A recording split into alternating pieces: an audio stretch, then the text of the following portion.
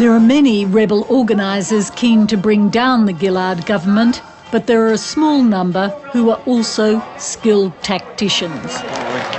One of the most effective is Liberal Senator Cory Bernardi, Tony Abbott's parliamentary secretary. What's your name? Cory Bernardi. Cory, pleased to meet you. Staunchly conservative in his political views, Bernardi honed his organising skills with US Republican activists to counter what he saw as the left-wing influence, especially among young Australians.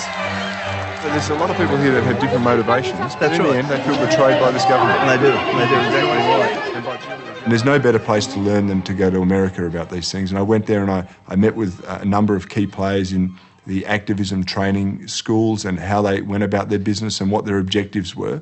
And I thought, well, you know, it's going to be a very modest contribution here, but I can try and learn from that. My name's Cory Bernardi. I'm a Liberal Senator from South Australia.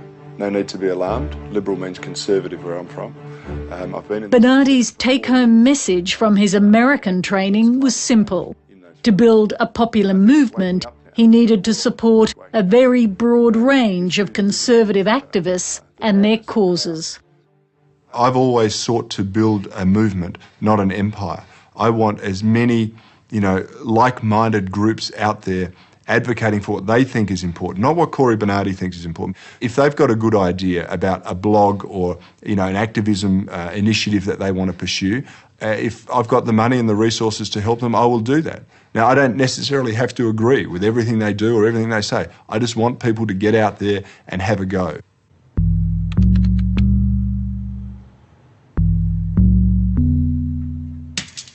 In the battle against the carbon tax, Bernardi and his colleagues in the conservative blogosphere have come into their own. Beating the Drum is a website supported by Senator Bernardi called Menzies House.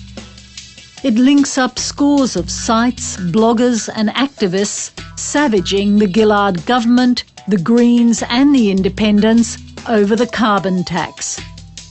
Many also attack climate science and scientists, including the CSIRO, and promote climate scepticism. I provided them with the infrastructure, the web hosting and the domain name, and they've run with it ever since. I'm happy that it's a successful blog. And they've taken it upon themselves, the administrators of that, to get involved in this carbon tax campaign. And so I think that's a great thing.